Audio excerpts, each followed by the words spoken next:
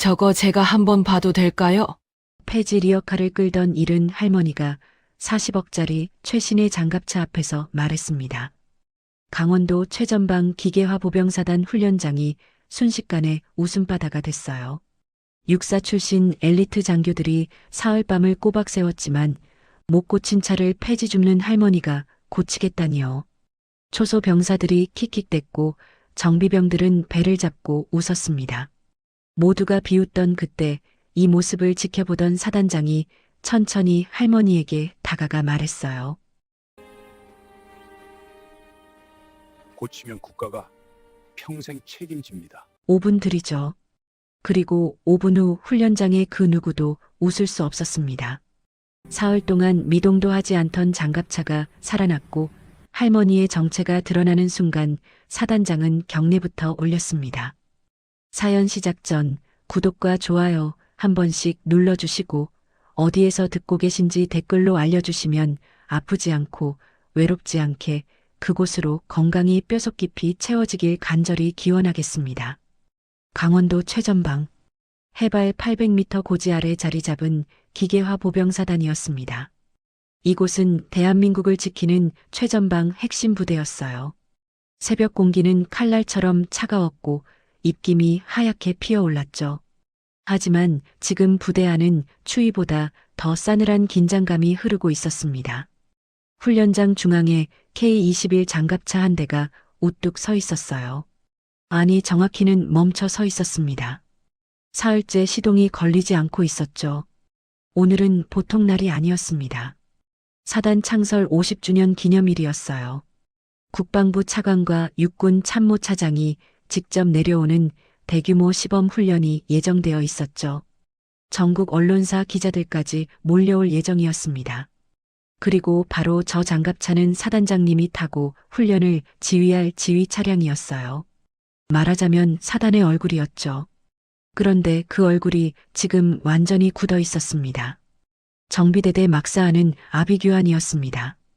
정비병들이 공구를 들고 뛰어다녔고 장교들은 전화기를 붙들고 이곳저곳 연락하느라 정신이 없었어요. 대대장 박성호 중령은 집무실 책상 앞에 앉아 있었습니다. 42의 성호는 육군사관학교 38기 출신이었어요. 졸업 후 기갑병과를 선택했고 미국 포트녹스 기갑학교에서 1년간 연수까지 다녀온 엘리트였죠. 20년 군 생활 동안 한 번도 삐끗한 적 없는 모범적인 커리어를 쌓아왔습니다. 진급적체기인 요즘 시대에 중령까지 올라온 것만 해도 대단한 일이었어요. 동기들은 대부분 소령에서 전역했으니까요. 성우는 대령 진급을 눈앞에 두고 있었습니다. 이번 창설 기념 행사만 무사히 치르면 진급 심사에서 유리한 고지를 점할 수 있었죠. 그런데 지금 모든 게 무너지고 있었습니다. 성우는 벽에 걸린 시계를 봤어요. 새벽 5시 30분. 행사 시작까지 4시간 반밖에 남지 않았습니다. 성우의 관자놀이에 핏줄이 튀어나왔어요. 사흘 동안 제대로 눈을 붙이지 못했습니다. 면도도 못했고 전투복은 구겨져 있었죠. 평소 단정함으로 유명했던 성우의 모습이 아니었어요. 책상 위에는 두꺼운 정비 매뉴얼이 펼쳐져 있었고 옆에는 식은 커피캔이 여러 개 굴러다니고 있었습니다. 정비반장 김태성 하사가 문을 열고 들어왔습니다. 대대장님, 태성의 목소리는 잠겨 있었어요. 30의 태성은 기계화학교 정비과정 수석 졸업자였습니다. 7년째 부사관으로 복무 중이었고 부대에서 손재주가 가장 좋기로 소문난 정비병이었죠. 웬만한 고장은 그가 다 해결했습니다. 그런 태성도 지금은 완전히 지쳐 있었어요. 어떻게 됐나? 성우가 물었습니다. 안 됩니다. 방산업체 기술팀하고 새벽까지 통화했는데도 원인을 못 찾았습니다. 태성의 목소리에는 좌절이 묻어 있었어요. 진단기에는 뭐라고 나오나? 이상 없다고 계속 뜹니다. 이상이 없는데 왜 시동이 안 걸리는 거야? 성우가 책상을 탁 쳤습니다. 태성은 고개를 숙였어요. 엔진 컴퓨터를 떼어내서 점검했습니다. 배터리를 교체했어요. 유압 라인을 전부 뜯어봤죠. 전기 배선을 하나하나 테스터기로 확인했습니다. 연료 개통도 점검했어요. 할 수 있는 건 다 했습니다. 심지어 어젯밤에는 방산업체 본사 기술팀과 화상으로 연결해서 실시간으로 지시를 받으며 작업했어요. 하지만 결과는 똑같았죠. 차는 꿈쩍도 하지 않았습니다. 대대장님, 차를 본사로 보내는 수밖에 없을 것 같습니다. 태성이 조심스럽게 말했어요. 그게 말이 되나? 오늘 10시에 행사인데? 성호의 목소리가 높아졌습니다. 하지만 저희 능력으로는 닥쳐. 성호가 소리쳤어요. 태성은 입을 다물었습니다. 중령 계급장이 무겁게 느껴졌습니다. 20년 군 생활이 눈앞에서 무너지는 것 같았어요. 성호는 창밖을 내다봤습니다. 동이 트기 시작하고 있었어요. 저 해가 완전히 뜨면 모든 게 끝나는 거였죠. 바로 그때였습니다. 막사문이 거칠게 열리며 누군가 들어왔어요. 부사단장 최민재 준장이었습니다. 중령? 민재의 목소리는 차갑고 날카로웠습니다. 성호와 태성이 부랴부랴 차렷 자세를 취했어요. 아직도 해결 못했나? 죄송합니다. 사단장님 오신다. 당장 훈련장으로 나와. 민재가 돌아서서 나갔습니다. 성호와 태성은 서로를 바라봤어요. 둘 다 창백한 얼굴이었죠. 훈련장으로 가는 길은 지옥 같았습니다. 새벽 찬바람이 얼굴을 때렸지만 성호는 느낄 수조차 없었어요. 머릿속이 하얗게 변해 있었죠. 태성도 묵묵히 옆에서 걸었습니다. 둘 다 말이 없었어요. 무슨 말을 해도 위로가 되지 않는다는 걸 알고 있었으니까요. 훈련장에 도착하자 이미 여러 장교들이 모여 있었습니다. 참모장, 작전처장, 군수처장까지 전부 나와 있었어요. 다들 어두운 표정이었죠. 그 중심에 사단장 이준혁 소장이 팔짱을 낀 채 서 있었습니다. 박중령. 준혁의 목소리가 차가운 새벽 공기를 가르고 날아왔어요. 예. 성우가 큰 소리로 대답하며 경례를 올렸습니다. 준혁은 성우를 뚫어지게 바라봤어요. 55의 준혁은 육사 35기 출신이었습니다. 특전사 출신의 걸프전 파병 경험까지 있는 전설적인 군인이었죠. 그의 눈빛 하나에 부하들이 벌벌 떨 정도로 카리스마가 대단한 사람이었어요. 지금 그 눈빛이 성호를 향하고 있었습니다. 상황 보고해. 죄송합니다. 아직 원인을 찾지 못했습니다. 성호의 목소리가 떨렸어요. 사흘이나 시간을 줬는데 변명의 여지가 없습니다. 준혁이 한 발짝 다가왔습니다. 182cm가 넘는 큰 키에서 뿜어져 나오는 위압감이 장난이 아니었어요. 성호는 땀이 등줄기를 타고 흘러내리는 걸 느꼈습니다. 박중령, 자네 육사 몇 기지? 38기입니다. 나보다 3기 후배네. 나 때는 말이야 후배가 선배 앞에서 이 모양 이 꼴로 서 있으면 영창감이었어. 준혁의 목소리가 낮게 깔렸어요. 죄송합니다. 미안하다고 되는 줄 알아? 오늘 행사에 누가 오는지 알아? 국방부 차관님과 육군 참모 차장님이 오십니다. 그래. 그분들 앞에서 장갑차가 시동도 안 걸리는 꼴을 보여주면 우리 사단이 뭐가 되는 거야? 준혁의 목소리가 점점 커졌습니다. 망신이죠. 완전한 망신이야. 준혁이 소리쳤어요. 주변에 있던 장교들이 움찔했습니다. 그것도 50주년 창설 기념일에 전국방송 카메라 다 나오는 날에. 성우는 고개를 더 깊이 숙였습니다. 입술을 꽉 깨물었어요. 자네 미국까지 연수 다녀온 거 내가 다 안다고. 그래서 정비대대장 시킨 거야. 그런데 이게 뭐야? 준혁이 멈춰선 장갑차를 손으로 가리켰습니다. 차관님이 저거 보시면 뭐라고 하시겠어? 에이 이준혁이 이런 부대나 지휘하고 있나 그러시겠지. 준혁의 목소리에 분노와 실망이 뒤섞여 있었어요. 성우는 대답할 말이 없었습니다. 자네 대령 달고 싶지? 준혁이 갑자기 물었어요. 성우는 깜짝 놀라 고개를 들었습니다. 그렇습니다. 그럼 오전 10시까지 저 차 고쳐. 못 고치면 자네 전역할 때까지 이등병 마크 달고 있을 각오에. 그 말에 주변이 얼어붙었습니다. 이등병 마크를 달고 있다는 건 군대 용어로 영원히 진급 못한다는 뜻이었어요. 성호의 얼굴이 하얗게 질렸습니다. 알겠습니까? 준혁이 다그쳤어요. 알겠습니다. 성호가 외쳤습니다. 준혁은 더 이상 말하지 않고 돌아섰어요. 부사단장과 참모장이 따라갔죠. 성호는 그 자리에 한동안 서 있었습니다. 다리에 힘이 풀려서 움직일 수가 없었어요. 태성이 조심스럽게 다가왔습니다. 대대장님, 성호의 목소리는 거의 들리지 않을 정도로 작았어요. 다시 한번 해봅시다. 뭘 어떻게 해? 할 수 있는 건 다 해봤잖아. 성호가 허탈하게 웃었습니다. 그래도 포기할 순 없지 않습니까? 태성의 목소리에는 간절함이 묻어 있었어요. 성호는 태성을 바라봤습니다. 7년차 부사관인 태성도 이번 일로 큰 책임을 져야 할 상황이었어요. 정비반장으로서 말이죠. 태성아. 예. 미안하다. 대대장님? 내가 무능해서 너까지 피해를 보게 됐네. 성호의 목소리가 갈라졌어요. 무슨 말씀을 그렇게 하십니까? 사실이잖아. 육사 나오고 미국까지 다녀왔는데 고작 장갑차 한 대 못 고치는 무능한 대대장 아래서 고생만 시켰어. 성호가 자조적으로 웃었습니다. 태성은 뭐라 위로해야 할지 몰랐어요. 대대장이 무너지는 모습을 보는 건 처음이었습니다. 평소에 엄격하고 냉정했던 성호였는데 지금은 완전히 다른 사람 같았어요. 대대장님, 정비고로 돌아가서 다시 한번 보겠습니다. 태성이 말했습니다. 그래라. 난 여기 좀 있다 갈게. 성호가 힘없이 대답했어요. 태성은 경례를 하고 물러났습니다. 성호 혼자 남았어요. 멈춰선 장갑차 앞에 홀로 서 있는 성호의 뒷모습은 처량하기 그지없었습니다.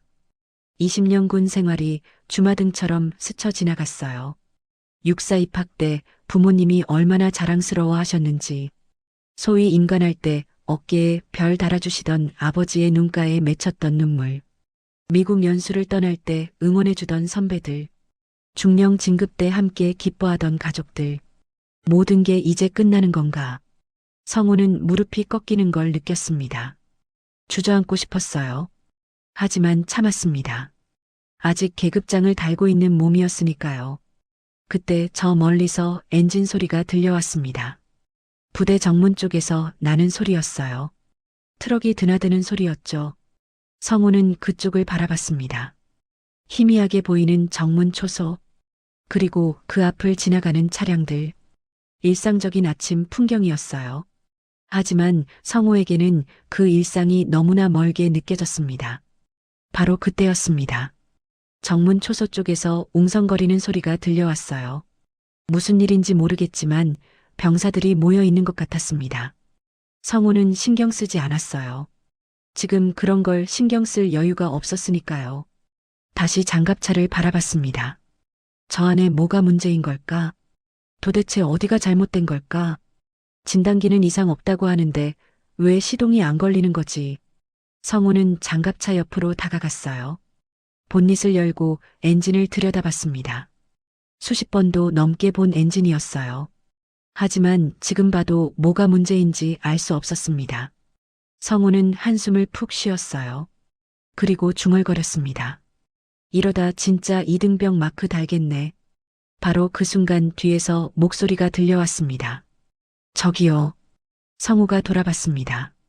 초소 당직 병사가 뛰어오고 있었어요. 그 뒤로 누군가 천천히 걸어오고 있었습니다. 낡은 리어카를 끌고 있는 노인이었어요. 성호는 눈살을 찌푸렸습니다. 뭐야? 저 할머니가 장갑차 좀 보겠다는데요. 병사가 숨을 헐떡이며 말했습니다. 할머니? 성호는 어이가 없었어요. 지금 무슨 개소리야?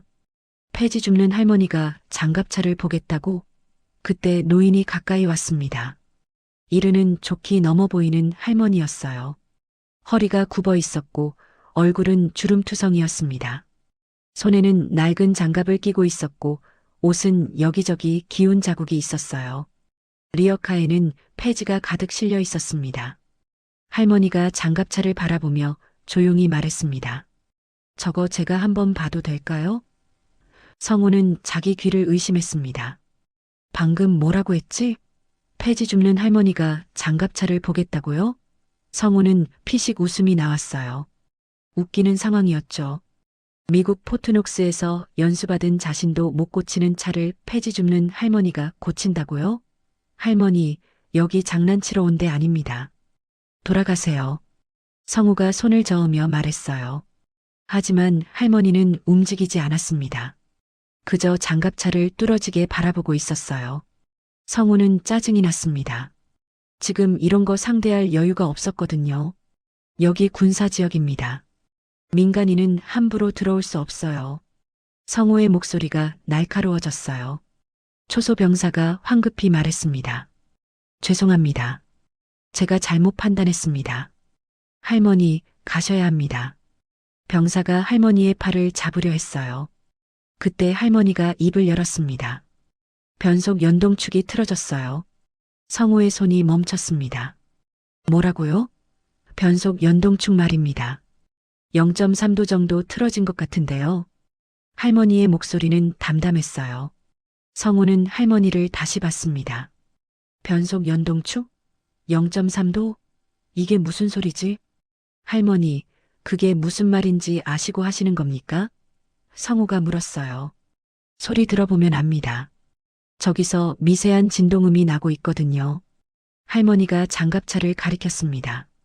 성우는 황당했어요. 소리를 듣고 안다고요?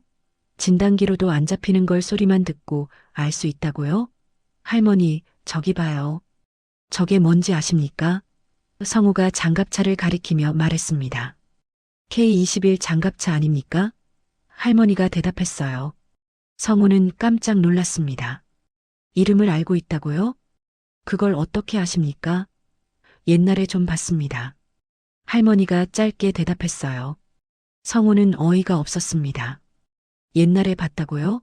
K21은 2010년대에 나온 최신의 장갑차인데 옛날에 봤다니 무슨 소리인가? 할머니, 농담은 그만하시고요. 성우가 말을 끝내려는 순간이었습니다. 대대장님, 누군가 소리쳤어요. 정비고에서 정비병들이 우르르 달려오고 있었습니다. 태성이 앞장서서 뛰어왔어요. 무슨 일이냐? 성우가 물었습니다. 저 할머니가 장갑차 고친다고 하신다면서요? 태성이 숨을 헐떡이며 물었어요. 벌써 소문이 퍼진 모양이었습니다. 정비병들이 할머니를 애워쌌어요. 열댓 명은 좋게 되는 젊은 병사들이었습니다. 할머니, 진짜예요? 한 병사가 웃으며 물었어요. 우리가 사흘 동안 못 고친 건데요? 다른 병사가 낄낄대며 말했습니다. 할머니, 이거 장난감 아니에요. 폐지 리어카랑은 차원이 다르다고요. 병사들의 웃음소리가 훈련장에 퍼졌어요. 할머니는 아무 말도 하지 않았습니다. 그저 묵묵히 서 있을 뿐이었어요. 성우는 손을 들어 병사들을 제지했습니다. 다들 조용히 해. 웃음소리가 멈췄어요. 성우가 할머니에게 다가갔습니다. 할머니, 진담이십니까? 네. 정말 고칠 수 있다는 겁니까? 한번 봐야 알겠지만 소리로는 그렇게 들립니다. 할머니의 목소리에는 흔들림이 없었어요. 성우는 할머니의 눈을 들여다봤습니다. 이상했어요. 허풍을 떠는 사람의 눈이 아니었습니다. 뭔가 확신이 담긴 눈빛이었죠. 얼마나 걸립니까? 성우가 물었어요. 5분이면 됩니다. 할머니가 대답했습니다. 5분? 태성이 비웃듯 말했습니다. 할머니, 우리 사흘 걸렸는데 5분이요? 다시 웃음소리가 터져나왔어요. 하지만 성우는 웃지 않았습니다. 그의 머릿속이 복잡하게 돌아가고 있었어요. 지금 남은 시간은 3시간 반. 어차피 방법이 없는 상황이었습니다.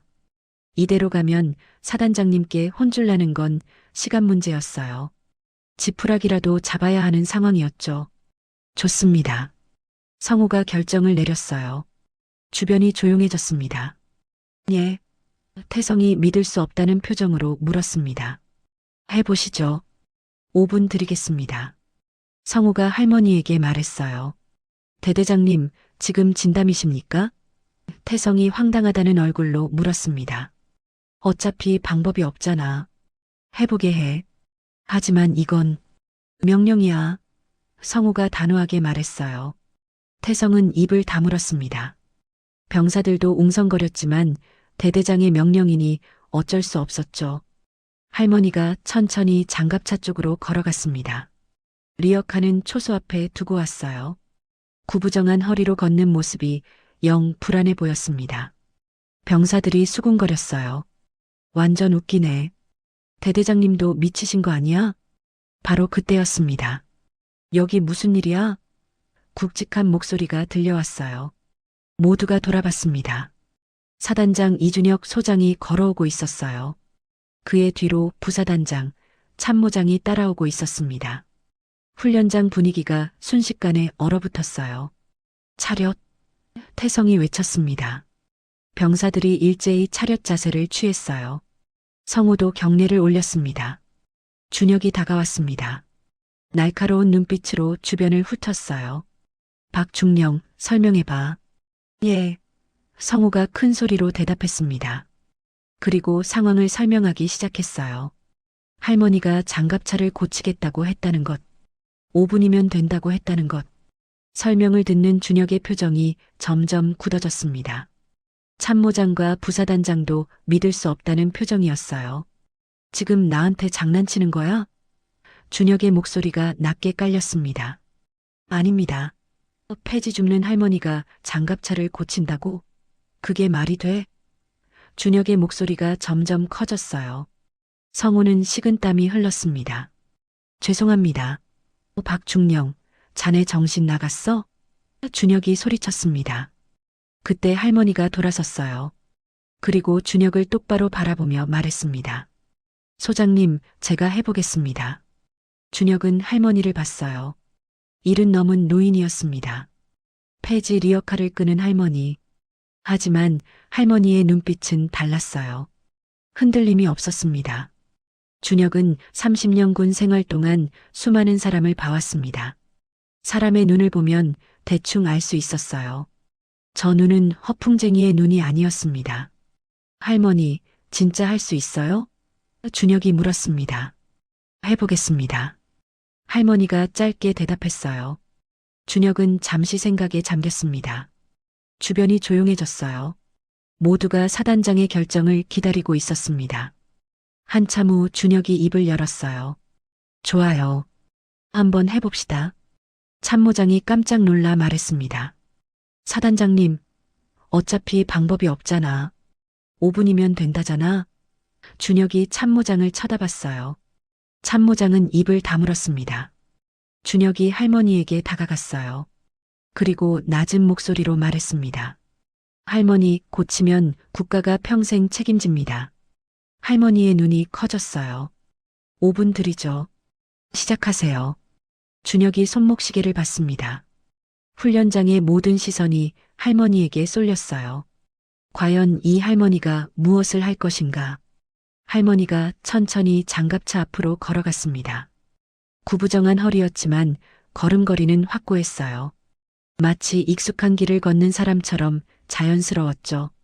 준혁이 손목시계를 쳐다봤습니다. 시작. 그 한마디와 함께 시간이 흐르기 시작했어요. 훈련장은 완전한 침묵에 휩싸였습니다. 병사들은 숨소리조차 죽이고 지켜봤어요. 성우는 두 주먹을 꽉 쥐었습니다. 제발, 제발, 제발.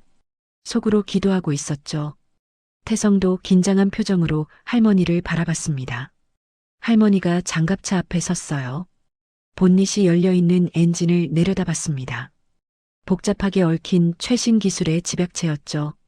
수많은 센서와 전자장치들이 빽빽하게 들어차 있었습니다. 일반인이 보기엔 그저 금속 덩어리일 뿐이었어요. 할머니가 천천히 눈을 감았습니다. 병사들이 웅성거렸어요. 뭐야 저거? 눈 감고 뭐해? 기도하나? 킥킥대는 웃음소리가 여기저기서 터져나왔습니다. 태성이 날카롭게 말했어요. 조용히 못해. 웃음소리가 멈췄습니다. 할머니는 귀를 엔진 쪽으로 가까이 가져갔어요. 무언가를 듣고 있는 것 같았습니다. 주변은 고요했죠. 바람 소리만 들릴 뿐이었어요. 하지만 할머니의 얼굴은 집중되어 있었습니다. 주름 깊은 얼굴에 진지함이 서려 있었어요. 시간이 흘렀습니다. 30초, 1분. 할머니는 여전히 같은 자세였어요. 병사들이 다시 웅성거리기 시작했습니다. 뭐 하는 거야, 진짜? 시간만 낭비하네. 참모장이 준혁에게 속삭였습니다. 사단장님, 그만 시키시죠. 하지만 준혁은 손을 들어 제지했어요. 기다려봐. 준혁의 눈은 할머니에게서 떠나지 않았습니다. 할머니가 눈을 떴어요. 그리고 손을 천천히 엔진 안으로 집어넣었습니다. 낡은 장갑을 낀 손이었죠. 주름지고 거친 손이었습니다.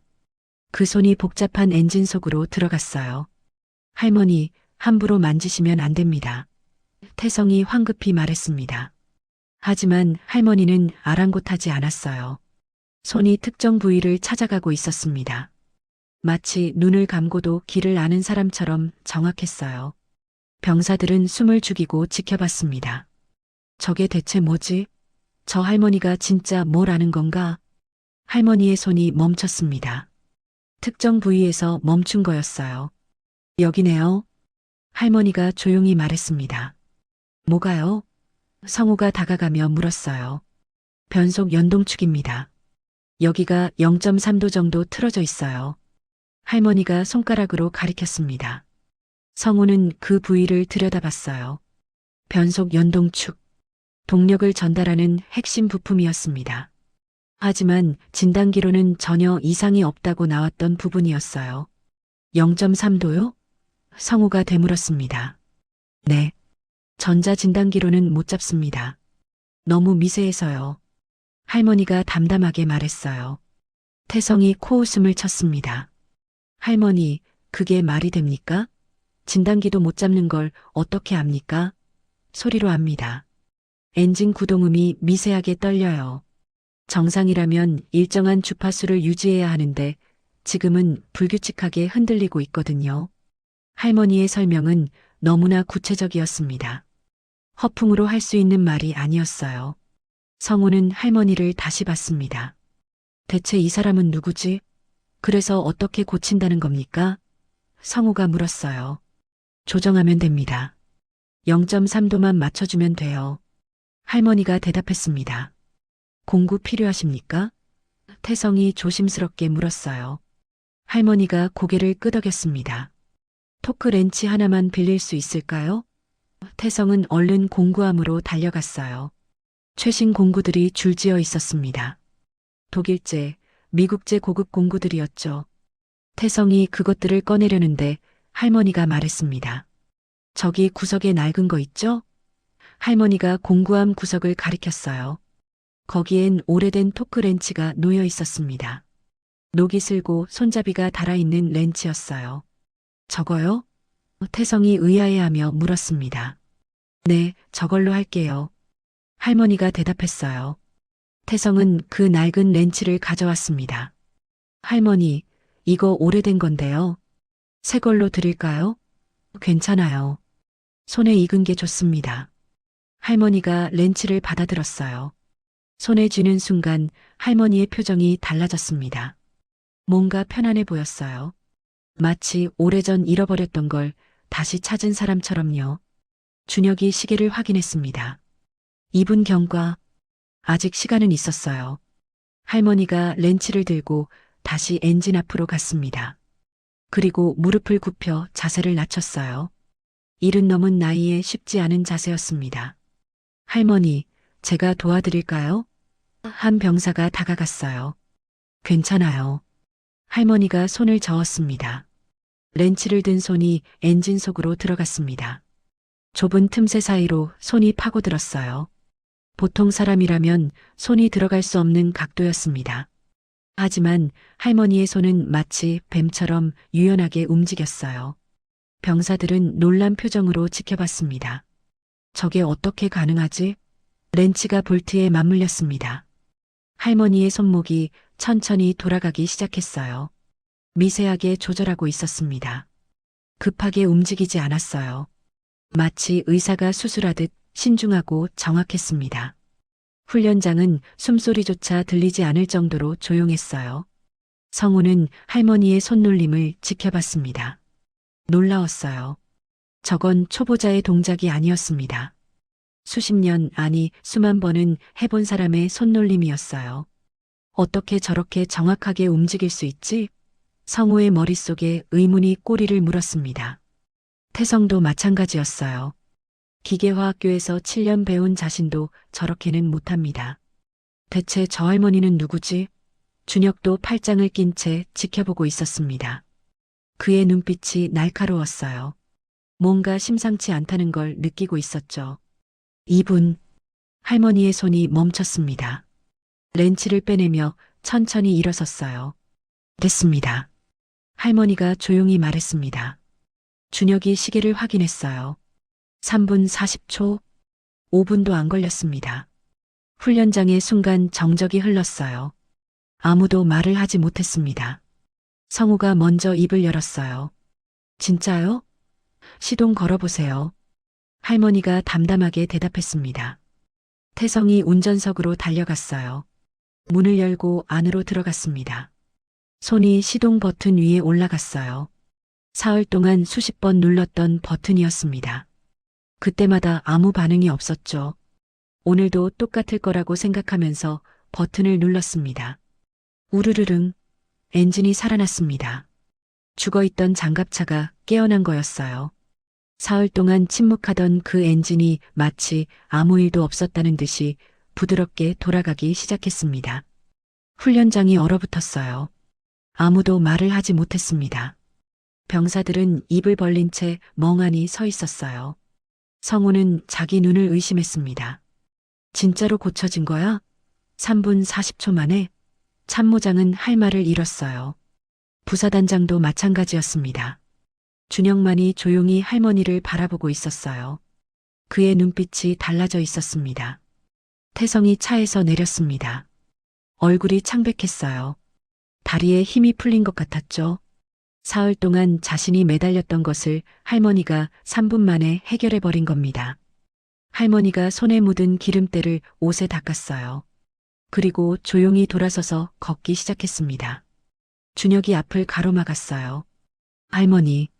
할머니가 멈춰섰습니다. 준혁이 천천히 물었어요. 대체 누구십니까? 할머니는 한참 동안 아무 말도 하지 않았습니다. 그저 멀리 산을 바라보고 있었어요. 주름진 얼굴에 뭔가 복잡한 감정이 스쳐 지나갔습니다. 준혁이 다시 물었어요. 할머니, 어디서 배우신 겁니까? 할머니가 천천히 고개를 돌렸습니다. 준혁의 눈을 똑바로 바라봤어요. 옛날에요. 옛날이 언제입니까? 아주 오래전입니다. 할머니의 대답은 짧았습니다. 준혁은 끈질기게 물었어요. 어디서 일하셨습니까? 할머니가 잠시 망설였습니다. 입술이 미세하게 떨렸어요. 30년 넘게 숨겨왔던 이야기였습니다. 국방과학연구소요. 그 한마디에 훈련장이 얼어붙었습니다. 국방과학연구소. 대한민국 국방기술의 심장이었어요. 국가 최고 과학자들이 모인 곳이었죠. 성우의 눈이 커졌습니다. 국가연이요? 네. 할머니가 고개를 끄덕였어요. 언제 계셨습니까? 준혁이 물었습니다. 70년대부터 90년대 초까지요. 할머니의 목소리가 작아졌어요. 뭘 하셨습니까? 궤도 차량 동력계 연구했습니다. 성우가 숨을 들이켰어요. 궤도 차량 동력계. 탱크와 장갑차의 핵심 기술이었습니다. 엔진에서 발생한 동력을 바퀴로 전달하는 시스템이었죠. 그럼 할머니께서 성우가 믿을 수 없다는 표정으로 말했습니다. K1 전차 개발하실 때 계셨습니까? K1 전차. 대한민국 최초의 국산 전차였어요. 70년대 개발이 시작됐고 80년대에 완성된 자랑스러운 무기였죠. 할머니가 고개를 끄덕였습니다. 설계팀에 있었어요. 훈련장의 공기가 무겁게 가라앉았습니다. 병사들은 할머니를 다시 봤어요. 폐지를 줍는 할머니가 아니었습니다. 국가를 지킨 과학자였던 거예요. 태성은 입을 떡 벌렸습니다. 대한민국 국방 역사에 길이 남을 그 프로젝트에 참여했다고요? 그런 분이 왜? 성우가 말끝을 흐렸어요. 할머니의 시선이 땅으로 떨어졌습니다. 여자였으니까요.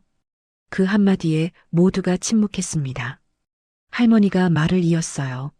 70년대였습니다. 여자가 공학을 한다는 것 자체가 말도 안 되는 시절이었죠.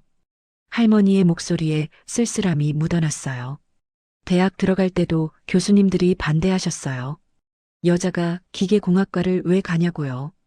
성우는 고개를 숙였습니다. 그 시절을 알고 있었어요. 자신의 아버지 세대였습니다. 그래도 졸업했습니다. 수석으로요. 할머니의 눈에 잠깐 빛이 돌았어요. 국방과학연구소에서 스카우트가 왔어요. 탱크 개발 프로젝트에 참여하라고요. 그래서 가셨습니까?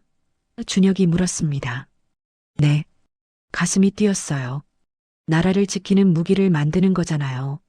할머니의 목소리가 떨렸습니다. 하지만 연구소는 지옥이었어요. 주변이 조용해졌어요. 남자 연구원이 300명이었습니다. 여자는 저 하나였어요. 할머니가 한숨을 쉬었습니다. 처음엔 커피나 타라고 했어요. 자료 정리나 하라고 했죠. 견뎠습니다. 밤새워 공부했어요. 실력으로 보여주면 된다고 생각했으니까요. 할머니의 손이 떨리고 있었습니다. 2년이 지났어요. 동력계 설계에서 핵심 문제를 발견했습니다. 출력 대비 효율이 30%나 떨어지는 거였어요. 성우는 숨을 죽이고 들었습니다. 해결책을 찾았어요. 밤새워 계산하고 설계도를 다시 그렸습니다. 할머니의 눈에 눈물이 맺혔어요. 팀장님께 보고 올렸죠. 그분은 좋다고 하셨어요. 회의에서 발표하자고요. 발표하셨습니까? 태성이 물었습니다. 못했어요. 할머니가 고개를 저었습니다. 회의 당일 팀장님이 발표하셨어요. 제 이름은 빠져 있었죠. 성우의 주먹이 꽉 쥐어졌습니다. 왜 물어보지 않으셨습니까? 물어봤어요. 할머니의 목소리가 갈라졌습니다. 팀장님이 그러시더라고요. 여자 이름 들어가면 프로젝트 신뢰도가 떨어진다고요. 훈련장이 무거운 침묵에 휩싸였습니다. 상부에서도 마찬가지였대요. 여자가 무슨 탱크를 설계하냐고요. 할머니가 눈물을 닦았어요. 그래도 계속했습니다. 20년 동안요. K1 전차 완성됐을 때 기뻤어요. 제가 만든 동력계가 그 안에 들어가 있었으니까요. 할머니가 쓸쓸하게 웃었습니다. 하지만 개발자 명단엔 제 이름이 없었어요. 준혁의 얼굴이 굳어졌습니다. 상도 상패도 다 남자 연구원들이 받았죠. 전 구석에서 박수만 쳤어요. 할머니의 어깨가 떨렸습니다. 90년대 초였습니다. K 전차 프로젝트가 시작됐어요. 또 제가 핵심 설계를 했어요. 이번에는요? 성우가 조심스럽게 물었습니다. 똑같았어요. 제 이름은 또 빠졌죠. 할머니가 손으로 얼굴을 감쌌습니다. 그때 항의했어요. 소장님께 찾아갔습니다. 이건 부당하다고 제 권리를 달라고 했죠. 할머니의 목소리가 커졌어요. 소장님이 뭐라고 하셨는지 아십니까? 아무도 대답하지 못했습니다. 여자 주제에 건방지다고 하셨어요. 싫으면 나가라고 하셨죠. 할머니가 울먹였습니다. 그래서 나왔어요. 20년을 바친 곳에서 쫓겨난 거예요. 성우는 고개를 들 수가 없었습니다. 부끄러웠어요. 같은 남자로서 창피했죠. 그 후론 일자리를 못 구했어요. 어디 가도 나이 많은 여자는 안 받더라고요. 할머니가 리어카를 바라봤습니다. 식당에서 설거지했어요. 청소도 했고요. 공장에서 일하다 허리를 다쳤어요. 할머니의 목소리가 떨렸습니다. 10년 전부터 폐지를 줍기 시작했습니다. 그게 제일 편했어요. 아무도 뭐라 안 하니까요. 준혁은 아무 말도 하지 못했습니다. 30년 군 생활 동안 수많은 일을 겪었지만 이런 이야기는 처음이었어요. 오늘 아침이었어요. 이 앞을 지나가는데 소리가 들렸습니다. 할머니가 장갑차를 바라봤어요. 익숙한 소리였어요. 30년 전에 매일 듣던 소리였죠. 할머니의 눈에서 눈물이 흘러내렸습니다. 지나칠 수가 없었어요. 기계가 아프다고 말하는데 모른 척할 수 없었어요. 훈련장은 완전한 침묵이었습니다. 병사들은 고개를 숙였어요. 성우는 눈시울이 붉어졌습니다. 태성은 입술을 꽉 깨물었죠. 준혁이 천천히 할머니에게 다가갔습니다. 그리고 바로 섰어요. 손을 올려 경례를 붙였습니다. 감사합니다. 준혁의 목소리가 떨렸어요. 뒤에 있던 참모장, 부사단장, 모든 장교들이 따라 경례를 올렸습니다. 병사들도 차렷 자세를 취했어요. 일제히 경례가 올라갔습니다. 할머니는 당황했어요. 아니, 뭐 이러실 것까지. 국가를 지킨 분입니다. 준혁이 단호하게 말했습니다. 마땅히 받으셔야 할 예우입니다. 할머니의 눈에서 눈물이 주르륵 흘러내렸습니다. 30년 만에 처음으로 받는 존경이었어요. 준혁이 경례를 내렸습니다. 그리고 할머니의 손을 잡았어요. 선생님, 부탁이 있습니다. 할머니는 준혁의 손을 바라봤습니다. 굳은 살 박힌 큰 손이었어요. 그 손이 자신의 주름진 손을 꽉 잡고 있었죠. 무슨 부탁이신데요? 할머니가 조심스럽게 물었습니다. 준혁은 깊게 숨을 들이쉬었어요. 그리고 단호하게 말했습니다. 우리 부대 기술자문관으로 와주십시오. 할머니의 눈이 커졌어요. 기술자문관이요? 그렇습니다. 이 부대엔 선생님 같은 분이 필요합니다. 준혁의 목소리에는 진정성이 묻어 있었어요. 할머니는 고개를 저었습니다. 전 이제 늙었어요. 30년이나 떠나 있었고요. 나이는 중요하지 않습니다. 준혁이 단호하게 말했어요. 선생님께서 3분 만에 해결하신 걸 우리는 사흘 동안 못했습니다. 준혁이 주변을 둘러봤어요. 장교들과 병사들이 고개를 숙이고 있었죠. 우리에겐 진짜 실력이 필요합니다. 최신 장비도 좋지만 경험과 직관을 가진 분이 필요해요. 할머니는 망설였습니다. 하지만 선생님, 성우가 앞으로 나섰어요. 저도 부탁드립니다. 가르침을 주십시오. 성우가 고개를 숙였습니다. 육사 출신 중령이 할머니에게 고개를 숙이는 모습이었어요. 태성도 따라 나섰습니다. 저도 배우고 싶습니다. 다른 정비병들도 하나둘 나왔어요. 저희한테 가르쳐 주십시오. 할머니는 그들을 바라봤습니다. 진심 어린 눈빛들이었어요. 조롱하던 눈빛은 온데간데 없었습니다. 존경과 갈망이 담긴 눈빛이었죠. 할머니의 가슴이 뜨거워졌습니다. 30년 만이었어요. 누군가 자신을 필요로 한다고 말하는 게. 할머니가 천천히 고개를 끄덕였습니다. 해보겠습니다. 준혁의 얼굴에 미소가 번졌어요. 감사합니다. 주변에서 박수가 터져나왔습니다. 병사들이 환호했어요. 성우는 눈시울을 붉혔습니다. 오늘 아침만 해도 절망뿐이었는데 이제는 희망이 보였어요. 참모장. 준혁이 뒤를 돌아봤습니다. 예. 참모장이 바로 섰어요. 선생님, 처우 문제 바로 처리해. 최고 등급으로. 알겠습니다. 그리고 부대 안에 기술 지도실 만들어 선생님께서 편하게 쓰실 수 있게 즉시 하겠습니다. 참모장이 경례를 올렸습니다. 준혁이 다시 할머니를 봤어요. 선생님, 오늘 행사에 함께 하시죠. 행사요? 창설 기념 행사 말입니다. 귀빈석에 모셔야죠. 준혁이 웃으며 말했습니다. 할머니는 당황했어요. 전 이런 옷인데요. 낡은 옷을 내려다봤습니다. 괜찮습니다. 그 옷이 제일 영예로운 옷입니다. 준혁이 진지하게 말했어요. 오전 10시 사단 창설 50주년 기념식이 시작됐습니다. 국방부 차관과 육군 참모차장이 도착했어요. 전국 언론사 기자들이 카메라를 들고 모여들었죠. 사열대 앞으로 장갑차들이 줄지어 들어왔습니다. 그 선두에 K-21 장갑차가 있었어요. 아침에 고장났던 바로 그 차였습니다. 지금은 완벽하게 작동하고 있었어요. 귀빈석 맨 앞줄에 할머니가 앉아 있었습니다. 옆에는 차관과 참모차장이 앉았어요. 저분은 누구십니까? 차관이 준혁에게 물었습니다. 준혁이 차려 자세로 대답했어요. 우리 부대 신임 기술자문관이십니다. 자문관이요? 네. 국방과학연구소 출신이십니다. 준혁이 자랑스럽게 말했습니다. K1 전차 동력계 설계자이기도 하시고요. 차관의 눈이 커졌어요. 그 프로젝트 참여자셨다고요? 네. 핵심 연구원이셨습니다. 차관은 할머니를 다시 봤습니다. 뭔가 놀란 표정이었어요. 참모 차장도 마찬가지였습니다. 그런 분이 왜? 차관이 말끝을 흐렸어요. 이제 다시 모셨습니다. 준혁이 단호하게 말했습니다.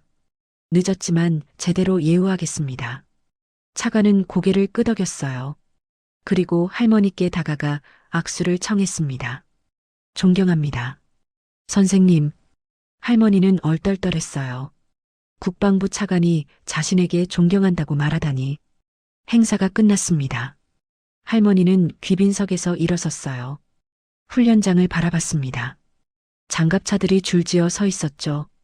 자신이 설계한 기술이 저 안에 들어가 있었어요. 30년 전에는 인정받지 못했습니다. 하지만 오늘은 달랐어요. 할머니의 눈에서 눈물이 흘러내렸습니다. 선생님, 성우가 다가왔어요. 옆에는 태성과 정비병들이 있었습니다. 내일부터 출근하시는 거죠? 성우가 조심스럽게 물었습니다. 할머니가 웃으며 고개를 끄덕였어요. 그래야죠. 저희 잘 부탁드립니다. 정비병들이 일제히 경례를 올렸습니다. 다음 날 아침, 부대 한쪽에 새로운 간판이 걸렸습니다. 최금옥 기술지도실 작은 방이었지만 깔끔하게 정리되어 있었어요. 책상 하나, 의자 2개, 그리고 공구함이 놓여 있었습니다. 벽에는 액자가 걸려 있었어요. K1 전차 사진이었습니다. 할머니가 지도실 문을 열었어요. 낡은 패딩 대신 깔끔한 작업복을 입고 있었습니다. 부대에서 새로 만들어준 옷이었죠. 가슴에는 기술자문관이라는 명찰이 달려 있었어요. 할머니는 의자에 앉았습니다. 책상 위를 쓸어봤어요. 30년 만에 다시 앉는 책상이었습니다. 가슴이 벅차올랐어요. 톡톡. 문을 두드리는 소리가 들렸습니다. 들어오세요. 할머니가 말했어요. 문이 열리고 태성이 들어왔습니다. 선생님, 질문 좀 해도 될까요? 그럼요. 할머니가 웃으며 대답했어요. 태성이 매뉴얼을 펼쳤습니다. 여기 보면 토크 값이 이렇게 나오는데 실제로는 다르게 느껴져요. 그렇죠. 매뉴얼은 이론이에요. 실제는 다르답니다. 할머니가 매뉴얼을 들여다봤습니다. 기계는 말을 해요. 소리로 진동으로요. 그걸 들어야 합니다. 어떻게 들어야 하는데요? 태성이 진지하게 물었어요. 할머니가 일어섰습니다. 나가봅시다.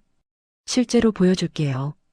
지도실 문을 나서는 할머니의 뒷모습은 달라져 있었습니다. 더 이상 폐지 줍는 할머니가 아니었어요. 어깨가 펴져 있었고 걸음걸이에 힘이 있었습니다. 태성이 뒤따라갔어요. 그 뒤로 다른 정비병들도 하나둘 따라 나왔습니다. 모두 배우고 싶어하는 눈빛이었죠. 할머니는 정비구로 향했습니다. 그곳에는 여러 장갑차들이 정비를 기다리고 있었어요. 할머니가 한 대 앞에 섰습니다. 엔진을 켜라고 손짓했어요. 병사가 시동을 걸었습니다. 우르릉 소리가 났어요. 들어봐요. 이 소리. 할머니가 귀를 가까이 댔습니다. 여기 미세하게 떨리는 게 느껴지죠? 병사들이 귀를 기울였어요. 바로 그때였습니다. 지도실로 전화가 걸려왔어요. 부관이 뛰어왔습니다. 선생님, 국방부에서 연락 왔습니다. 할머니가 돌아봤어요. 국방부요? 네. 장관님께서 직접 통화하고 싶다고 하십니다. 훈련장이 술렁였습니다. 국방부 장관이 직접요? 할머니는 당황했어요. 대체 무슨 일이지? 부관이 숨을 헐떡이며 말했습니다. 그리고 국가연 소장님도 연락 오셨습니다. 선생님께 사과드리고 싶다고. 할머니의 눈이 커졌습니다. 국방과학연구소. 30년 전 자신을 쫓아낸 그곳에서 연락이 왔다고요? 준혁이 성큼 다가왔어요. 그의 얼굴에는 미소가 번져 있었습니다. 선생님, 세상이 움직이기 시작했습니다. 할머니는 사단장 집무실로 향했습니다. 준혁이 앞장서서 걸었고 성우와 태성이 뒤따랐어요. 복도를 지나가는 병사들이 경례를 올렸습니다. 할머니에게 말이죠. 며칠 전만 해도 상상할 수 없는 일이었어요. 집무실 책상 위에 전화기가 놓여 있었습니다. 빨간 불이 깜빡이고 있었어요. 긴급 통화 대기 중이라는 뜻이었죠. 선생님, 받으십시오. 준혁이 수화기를 들어 할머니께 건넸습니다. 할머니는 떨리는 손으로 수화기를 받았어요. 여보세요. 할머니의 목소리가 작았습니다. 최금옥 선생님이십니까? 전화기 너머로 굵직한 남자 목소리가 들려왔어요. 위험이 실린 목소리였습니다. 네, 그렇습니다. 국방부 장관 김철수입니다. 할머니는 숨이 멎는 것 같았어요. 국방부 장관이라고요? 대한민국 국방을 책임지는 그 장관이 직접 전화를 하다니. 어제 사단 행사 소식 들었습니다. 늦었지만 감사 말씀 드리고 싶었습니다. 장관의 목소리는 진지했어요. 아닙니다. 제가 한 게 뭐 있다고요? 할머니가 손사래를 쳤습니다. 있습니다. 선생님께서 K1 전차 동력계 설계하셨다는 거 확인했습니다. 장관의 목소리가 무겁게 깔렸어요. 국가연 자료실 뒤져서 찾았습니다. 선생님 손글씨로 된 설계도면이요. 할머니의 눈에서 눈물이 흘러내렸습니다. 설계도면. 30년 전 밤새워 그렸던 그 도면들. 자신의 이름은 빠지고 팀장 이름만 올라갔던 그 도면들. 찾아주셔서 감사합니다. 할머니의 목소리가 떨렸어요. 선생님, 정식으로 사과드리고 싶습니다. 국방부 차원에서요. 장관이 단호하게 말했습니다. 다음 주 국방부로 모시고 싶습니다. 공로 표창과 함께 기자회견도 열겠습니다. 할머니는 말을 잃었어요. 공로 표창이라니. 30년 만에 인정받는다는 거잖아요. 선생님 이름을 역사에 새기겠습니다. 마땅히 받으셔야 할 영예입니다. 장관의 목소리에는 확신이 담겨 있었어요. 통화가 끝났습니다. 할머니는 수화기를 내려놓으며 주저앉았어요. 의자에 털썩 앉아 두 손으로 얼굴을 감쌌습니다. 어깨가 들썩였어요. 준혁이 조심스럽게 다가갔습니다. 선생님, 괜찮으십니까? 할머니가 고개를 들었어요. 얼굴은 눈물범벅이었지만 웃고 있었습니다. 30년이에요. 30년 만입니다. 할머니의 목소리가 울먹였어요. 누군가 제 이름을 불러준 게요. 성우는 고개를 돌렸습니다. 눈물이 날 것 같았어요. 태성도 입술을 꽉 깨물었죠. 바로 그때 다시 전화벨이 울렸습니다. 준혁이 받았어요. 네, 사단장입니다. 잠시 듣더니 할머니를 봤습니다. 국방과학연구소입니다. 소장님이십니다. 할머니는 심호흡을 했어요. 국방과학연구소. 30년 전 자신을 쫓아낸 그곳. 수화기를 받았습니다. 여보세요. 최금옥 선생님이십니까? 전화 너머 목소리는 조심스러웠어요. 네. 국방과학연구소 소장 이태영입니다. 할머니는 그 이름을 기억했어요. 당시 신임 연구원이었던 청년. 지금은 소장이 됐군요. 선생님을 찾고 있었습니다. 오래전부터요. 이태영의 목소리가 떨렸습니다. 왜요?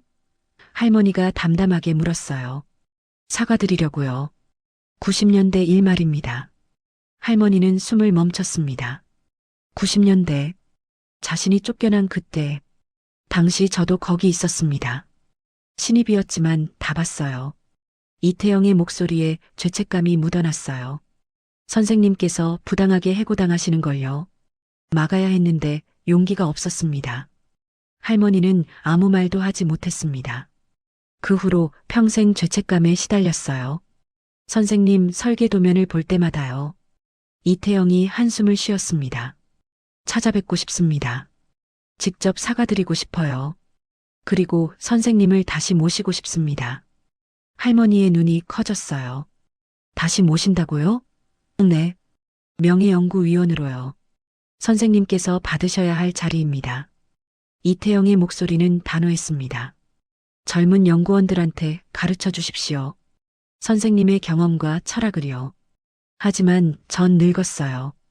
할머니가 말했습니다. 나이는 중요하지 않습니다. 선생님의 열정과 실력이 필요합니다. 이태영이 간절하게 말했어요. 다음 주 연구소로 오실 수 있으십니까? 공식 임명식 하겠습니다. 할머니는 한참을 망설였습니다. 30년 만에 돌아가는 거였어요.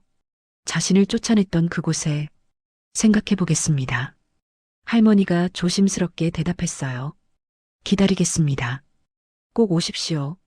이태영이 간곡하게 말하며 전화를 끊었습니다. 집무실은 조용했어요. 모두가 할머니를 바라보고 있었습니다. 선생님 가셔야죠. 성우가 먼저 입을 열었어요. 그분들한테 보여주셔야 합니다. 선생님이 얼마나 대단한 분인지요. 태성도 고개를 끄덕였습니다. 저희도 같이 가겠습니다. 준혁이 웃으며 말했어요. 좋은 생각입니다. 우리 부대 자랑 좀 해야죠. 할머니는 그들을 바라봤습니다. 며칠 전만 해도 몰랐던 사람들이었어요. 하지만 지금은 자신을 지켜주는 사람들이었죠. 감사합니다. 할머니가 작게 말했습니다. 며칠 후였어요. 신문에 기사가 실렸습니다. 폐지 할머니의 반전, 알고 보니 국방 영웅 30년 숨겨진 K1 전차, 설계자 K방산의 숨은 공신 제조명. 기사는 순식간에 퍼졌습니다. 포털 사이트 실시간 검색어 1위에 올랐어요. 댓글이 수천 개 달렸습니다. 이런 분이 폐지 주우며 살았다니 국가 망신 제대로 예우해야 한다. 30년 전 남자들 반성해라 여론이 들끓었습니다. 방송국에서 인터뷰 요청이 쏟아졌어요. 할머니는 당황했습니다. 이렇게까지 될 줄은 몰랐네요. 부대 지도실에서 할머니가 중얼거렸어요. 준혁이 웃으며 말했습니다.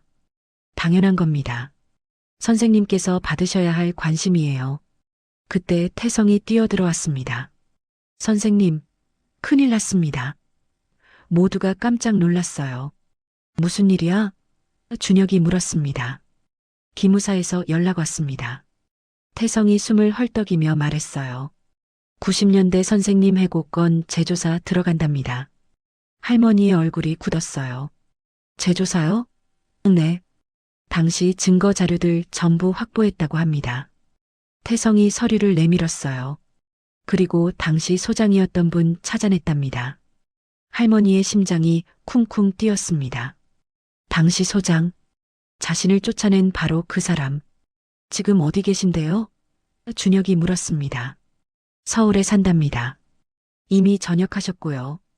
태성이 대답했어요. 기무사에서 곧 소환한답니다. 집무실이 조용해졌습니다. 할머니는 창밖을 바라봤어요. 30년.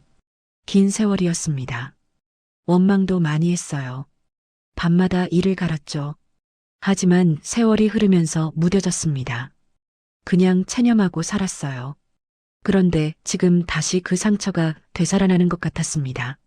선생님, 성우가 조심스럽게 불렀어요. 괜찮으십니까? 할머니가 고개를 끄덕였습니다. 괜찮아요. 오히려 다행이에요. 다행이라고요? 진실이 밝혀진다는 게요. 그걸로 됐어요. 할머니가 쓸쓸하게 웃었습니다. 바로 그때 전화벨이 또 울렸어요. 태성이 받았습니다. 네, 기술지도실입니다. 잠시 듣더니 얼굴이 굳어졌어요. 네, 지금 오신다고요? 태성이 수화기를 내렸습니다. 누군데? 준혁이 물었어요. 국가연 연구원들이 온답니다. 태성이 떨리는 목소리로 말했습니다. 몇 명인데? 30명이요. 선생님 뵙고 싶다고. 할머니의 눈이 커졌어요. 30명이나요? 1시간 후 부대 정문이 열렸습니다. 버스 한 대가 들어왔어요. 문이 열리고 사람들이 내렸습니다. 흰 가운을 입은 연구원들이었어요. 젊은 연구원도 있었고 나이 든 연구원도 있었습니다. 맨 앞에는 국가연 소장 이태영이 서 있었어요. 그의 손에는 꽃다발이 들려 있었습니다. 최금옥 선생님 어디 계십니까? 이태영이 주변을 둘러봤어요. 할머니가 지도실에서 나왔습니다. 이태영이 할머니를 보자마자 달려왔어요. 그리고 무릎을 꿇었습니다. 선생님, 용서해 주십시오. 뒤따라온 연구원들도 하나둘 무릎을 꿇었습니다. 부대 마당이 숙연해졌어요. 할머니는 그들을 바라봤습니다. 젊은 얼굴들이었어요. 30년 전 자신처럼 꿈을 가진 사람들. 할머니가 천천히 그들에게 다가갔습니다. 그리고 조용히 말했습니다. 일어나세요. 당신들 잘못이 아니에요. 할머니는 무릎 꿇은 연구원들을 하나하나 일으켜 세웠습니다. 젊은 친구들이 왜 무릎을 꿇어요? 할머니의 목소리는 따뜻했어요. 이태영이 일어서며 꽃다발을 건넸습니다. 선생님, 저희가 배우러 왔습니다. 배운다고요? 네. 선생님의 기술과 정신을요.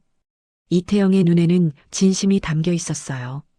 요즘 젊은 연구원들이 컴퓨터만 믿습니다. 기계의 소리를 듣지 못해요.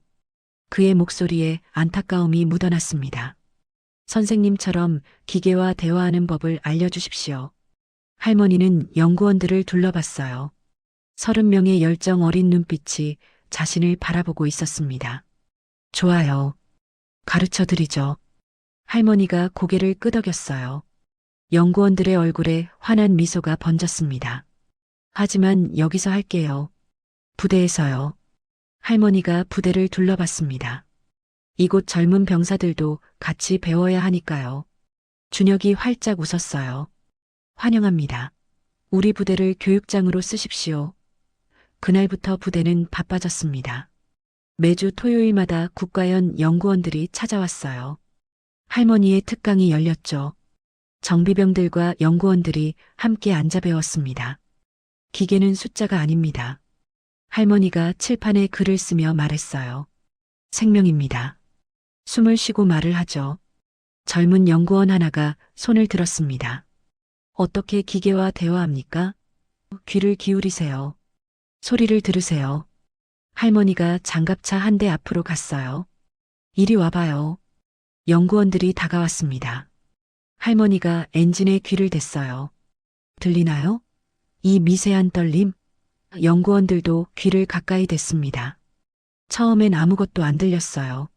하지만 집중하자 뭔가 느껴졌습니다. 아, 이거요? 한 연구원이 놀라며 말했어요.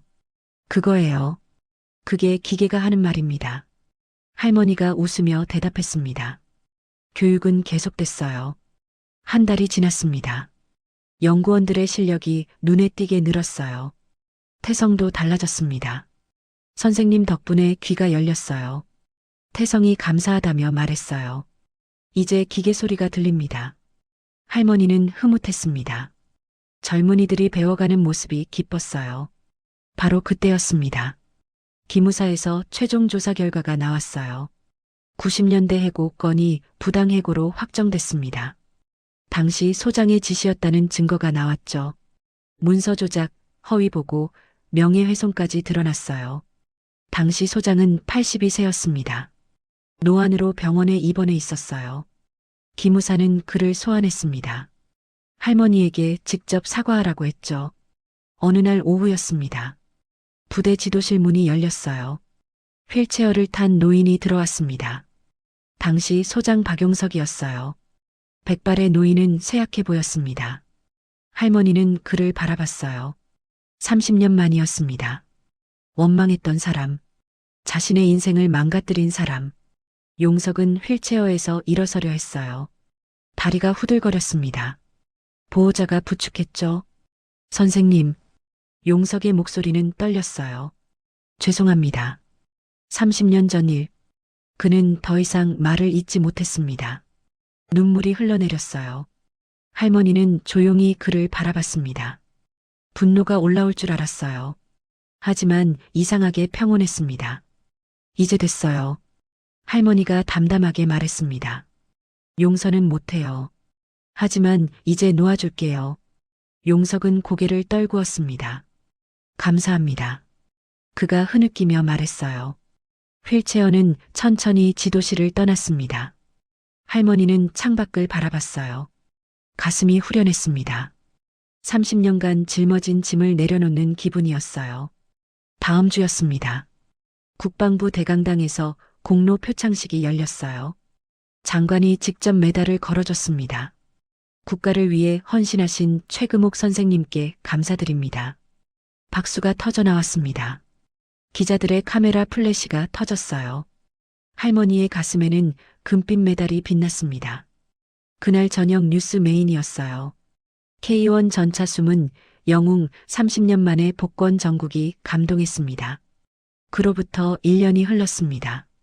부대 지도실은 이제 명소가 됐어요. 전국 부대에서 정비병들이 교육받으러 왔습니다. 국가연 신임 연구원들도 필수로 거쳐가는 곳이 됐죠. 벽에는 액자들이 걸려 있었습니다. K1 전차, K2 전차 사진들. 그리고 가운데 가장 큰 액자에는 문구가 적혀 있었어요. 기술에는 성별도 나이도 없다. 오직 열정과 실력만이 있을 뿐이다. 어느 토요일 오후였습니다. 할머니는 교육생들 앞에 서 있었어요. 20명의 젊은 병사들과 10명의 연구원들이었습니다. 오늘은 특별한 이야기를 하겠어요. 할머니가 말했습니다. 포기하지 마세요. 세상이 무시해도 자신을 믿으세요. 할머니의 눈빛이 반짝였어요. 저는 30년을 기다렸습니다. 폐지를 주우며 살았죠. 교육생들이 숨죽여 들었습니다. 하지만 포기하지 않았어요. 손끝은 기억했고 귀는 열려 있었죠. 할머니가 미소 지었습니다. 그리고 기회가 왔을 때 준비돼 있었어요. 한 병사가 손을 들었습니다. 선생님, 후회 안 하세요? 뭐래요? 30년이요. 너무 긴 시간 아닙니까? 할머니는 잠시 생각했어요. 후회는 해요. 당연하죠. 솔직한 대답이었습니다. 하지만 원망은 안 해요. 그 시간이 저를 더 단단하게 만들었으니까요. 교육생들의 눈에 눈물이 맺혔습니다. 수업이 끝났어요. 교육생들이 하나씩 인사하며 나갔습니다. 지도실이 조용해졌죠. 할머니는 창밖을 바라봤습니다. 훈련장에서 장갑차들이 움직이고 있었어요. 저 안에 자신의 기술이 살아 숨쉬고 있었습니다. 72의 할머니는 이제 폐지를 줍지 않았어요. 매일 아침 부대로 출근했습니다. 젊은이들을 가르쳤죠. 손끝은 여전히 기름때가 묻어 있었습니다. 하지만 이제는 자랑스러운 때였어요. 국가를 지킨 흔적이었으니까요. 석양이 지고 있었습니다. 할머니는 지도실 문을 잠그며 중얼거렸어요. 오늘도 좋은 하루였네. 걸어나가는 할머니의 뒷모습은 당당했습니다. 리어카 대신 가방을 들고 폐지 대신 도면을 들고 있었어요. 부대 정문을 나서는 할머니에게 초소 병사가 경례를 올렸습니다. 수고하셨습니다, 선생님. 할머니가 웃으며 답례했어요. 수고했어요. 그리고 천천히 걸어갔습니다. 저녁 노을이 할머니의 뒷모습을 비추고 있었어요. 30년 만에 되찾은 존엄이 그 뒷모습에 고스란히 담겨 있었습니다. 오늘 이야기 어떠셨나요? 사흘 동안 밤새운 육사 출신 엘리트가 못 고친 차를 폐지 줍는 할머니가 5분 만에 고쳤습니다. 믿기지 않죠? 하지만 이건 사실입니다. 더 충격적인 건 따로 있습니다. 그 할머니는 K1 전차를 설계한 국방과학연구소 핵심 연구원이었어요. 그런데 왜 폐지를 주우며 살았을까요? 여자라는 이유로 이름이 지워졌고 부당 해고당했습니다. 여기서 질문 하나. 당신 주변에도 이런 사람 있지 않습니까? 능력은 있는데 나이 때문에 여자라는 이유 때문에 기회조차 못 받는 사람. 그리고 두 번째 질문. 우리는 지금도 누군가의 가능성을 겉모습만 보고 묻어버리고 있는 건 아닐까요? 이 할머니는 30년을 기다렸습니다. 포기하지 않았어요. 그리고 결국 세상이 고개를 숙였습니다. 당신의 실력도 마찬가지입니다. 언젠가 반드시 빛을 보게 돼 있어요. 오늘의 교훈이었습니다. 인생은 옆집 사연입니다. 감사합니다.